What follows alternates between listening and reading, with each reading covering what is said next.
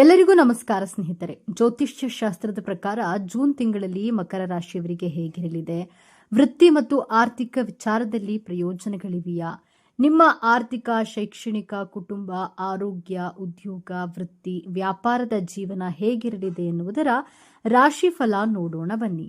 ಅದಕ್ಕೂ ಮುಂಚೆ ನೀವಿನ್ನು ನಮ್ಮ ಚಾನೆಲ್ಗೆ ಸಬ್ಸ್ಕ್ರೈಬ್ ಆಗಿಲ್ಲ ಅಂದ್ರೆ ಈಗಲೇ ಸಬ್ಸ್ಕ್ರೈಬ್ ಆಗಿ, ಹಾಗೆ ವಿಡಿಯೋಗೆ ಲೈಕ್ ಮಾಡಿ, ವಿಡಿಯೋವನ್ನು ಸ್ಕಿಪ್ ಮಾಡದೆ ಕೊನೆ ತನಕ ನೋಡಿ. ಮಕರ ರಾಶಿ ಜೂನ್ ಮಾಸ ತಿಂಗಳ ಭವಿಷ್ಯ 2025. ಮಕರ ರಾಶಿಗೆ ಸೇರಿದ ಜನರು ಜೂನ್ ತಿಂಗಳಲ್ಲಿ ಅತಿ ಮಹತ್ವಪೂರ್ಣವಾದ ನಿರ್ಧಾರಗಳನ್ನು ತೆಗೆದುಕೊಳ್ಳಬಹುದು. ಈ ನಿರ್ಧಾರಗಳು ಬಹಳ ಸುಲಭವಾಗಿರುವುದಿಲ್ಲ, ಆದರೆ ನಿಮ್ಮ ನಿರ್ಧಾರಗಳಿಂದ ಜೀವನದಲ್ಲಿ ಬದಲಾವಣೆಯಾಗುವ ಸಂಭವವಿದೆ. ಬುಧ ಗ್ರಹವು ಮಕರ ರಾಶಿಯನ್ನ ಪ್ರವೇಶಿಸೋದ್ರಿಂದ ನೀವು ಮಾನಸಿಕವಾಗಿ ಸಾಕಷ್ಟು ಬಲದಿಂದಿರುವಿರಿ. ನಿಮಗೆ ಬಹಳಷ್ಟು ಹಣ ದೊರಕುವ ಸಂಭವ ಹೆಚ್ಚಾಗಿರುವುದು.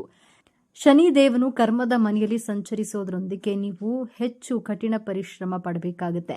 ಕುಟುಂಬ ಜೀವನಕ್ಕೆ ಸಂಬಂಧಿಸಿದಂತೆ ನಿಮಗೆ ಸಾಧಾರಣವಾಗಿರಲಿದೆ. ಕೊನೆಯಲ್ಲಿ ನಿಮಗೆ ನಿಮ್ಮ ಸಂಗಾತಿಯೊಂದಿಗೆ ಕಂಕಣ ಭಾಗ್ಯ ಕೂಡಿ ಬರಬಹುದು.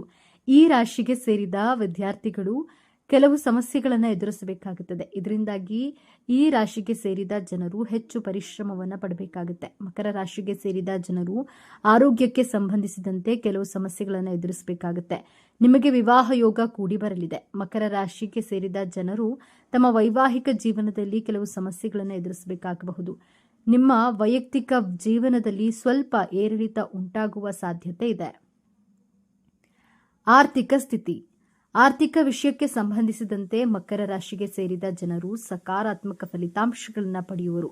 ಶನಿಯ ಕೃಪೆ ನಿಮ್ಮ ಮೇಲಿರೋದ್ರಿಂದಾಗಿ ನಿಮ್ಮ ಆದಾಯದಲ್ಲಿ ಸಾಕಷ್ಟು ಅಭಿವೃದ್ಧಿಯಾಗಲಿದೆ.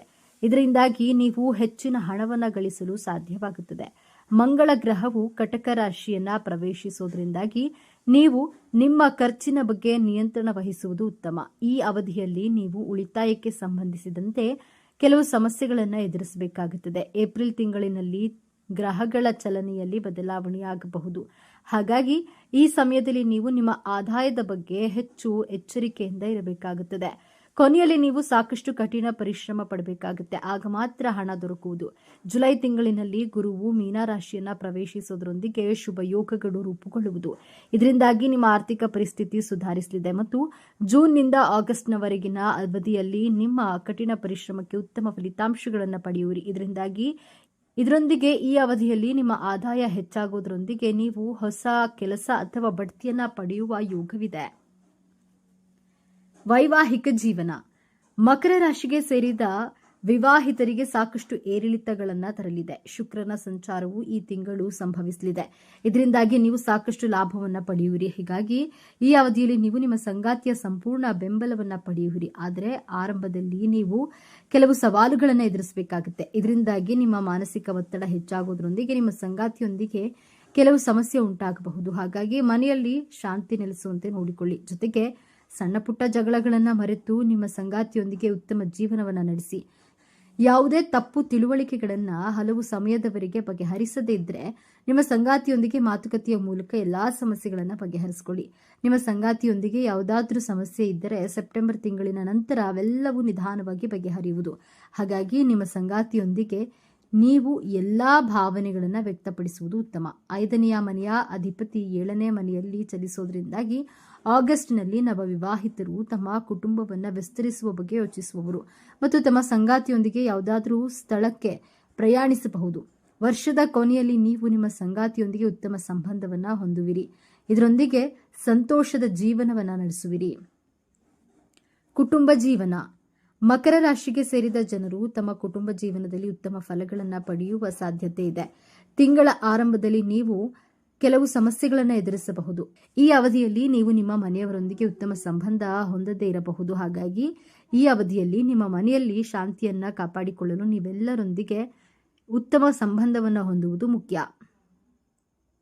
ಈ ತಿಂಗಳಿನಲ್ಲಿ 4ನೇ ಮನೆಯಲ್ಲಿರುವ ಗ್ರಹಗಳು ನಿಮ್ಮ ಕುಟುಂಬದ ಮೇಲೆ ಹೆಚ್ಚಿನ ಪ್ರಭಾವವನ್ನು ಬೀರಬಹುದು. ಹಾಗಾಗಿ ನಿಮ್ಮ ತಂದೆಯ ಕೋಪ ನಿಮ್ಮ ಮೇಲಿರೋದ್ರಿಂದ ನೀವು ಸಮಸ್ಯೆಗಳನ್ನು ಎದುರಿಸಬಹುದು. ಇದರಿಂದಾಗಿ ನಿಮ್ಮ ಮಾನಸಿಕ ಒತ್ತಡ ಹೆಚ್ಚಾಗಬಹುದು. ಆದರೆ ನೀವು ಈ ಅವಧಿಯಲ್ಲಿ ಹಿರಿಯರೊಂದಿಗೆ ಮಾತನಾಡುವಾಗ ನಿಮ್ಮ ಮಾತಿನ ಮೇಲೆ ಹೆಚ್ಚಿನ ಗಮನವನ್ನು ನೀಡುವುದು ಮುಖ್ಯ. ಜೂನ್ ಮಧ್ಯದಿಂದ ಕೊನೆಯವರೆಗೆ 12ನೇ ಮನೆಯ ಅಧಿಪತಿಯು 9ನೇ ಮನೆಯ ಮೇಲೆ ಪ್ರಭಾವ ಬೀರೋದ್ರಿಂದಾಗಿ ನಿಮ್ಮ ತಂದೆಯ ಆರೋಗ್ಯದ ಬಗ್ಗೆ ಹೆಚ್ಚು ಗಮನ ವಹಿಸಬೇಕು. ಈ ಅವಧಿಯಲ್ಲಿ ನೀವು ಕುಟುಂಬದೊಂದಿಗೆ ಉತ್ತಮ ಕ್ಷಣಗಳನ್ನು ಕಳೆಯೋದ್ರೊಂದಿಗೆ ಸಂತಸದಿಂದ ಜೀವನ ನಡೆಸುವಿರಿ.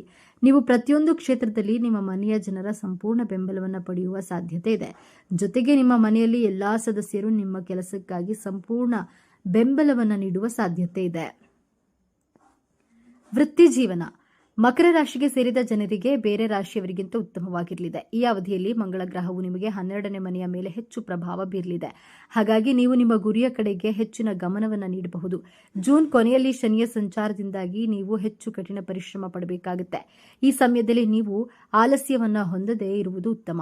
ಜೂನ್ ತಿಂಗಳು ನಿಮಗೆ ಸ್ವಲ್ಪ ದುಃಖಕರವಾಗಿರಬಹುದು. ಹಾಗಾಗಿ ಈ ಅವಧಿಯಲ್ಲಿ ನೀವು ಕಠಿಣ ಪರಿಶ್ರಮ ಪಡುವುದು ಉತ್ತಮ. ಜುಲೈನಿಂದ ಆಗಸ್ಟ್ ವರೆಗಿನ ಅವಧಿಯಲ್ಲಿ ಕೆಲವು ಸುಧಾರಣೆಯನ್ನ ನೀವು ನೋಡುವಿರಿ.